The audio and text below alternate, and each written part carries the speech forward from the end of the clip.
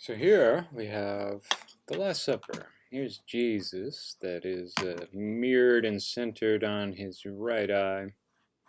We immediately see some curious Freemason symbology. We get the eyes, and we get a scarab.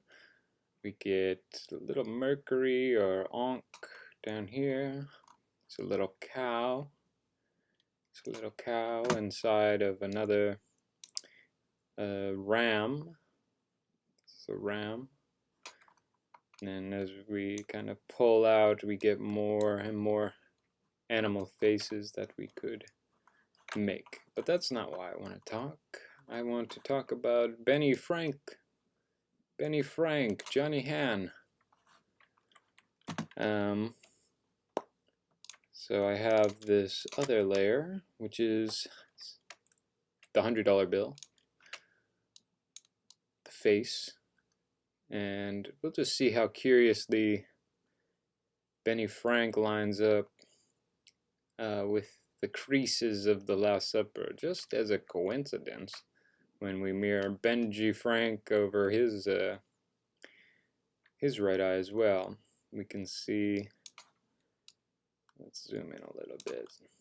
It's as high res as I, could make it. I could probably do another higher res, but see, we'll just take a moment to look at these facial creases and where these intersecting lines meet.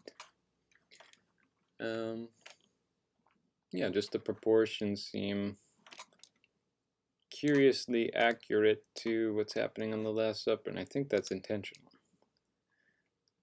But yeah, so I'll just fade it in and out.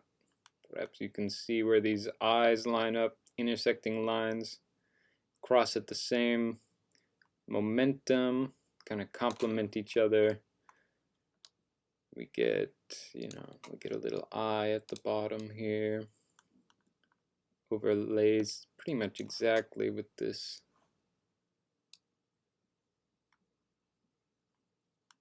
Right? Scroll up a little bit. Here's his mouth.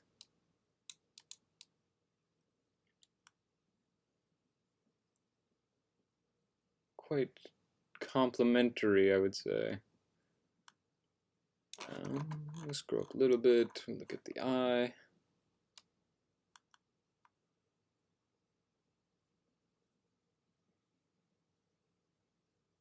And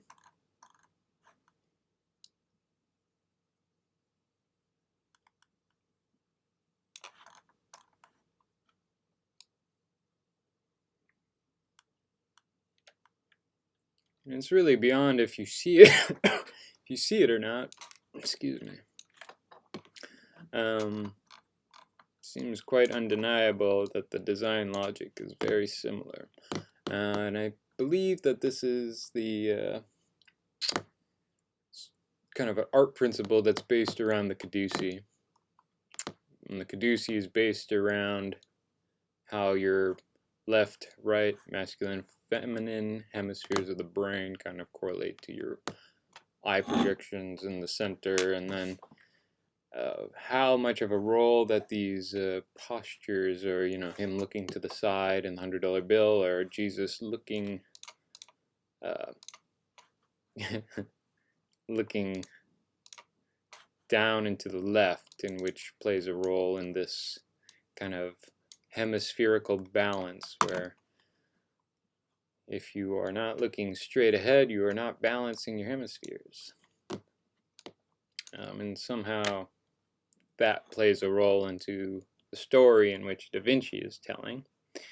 Da Vinci also, painted himself as Judas, so who knows,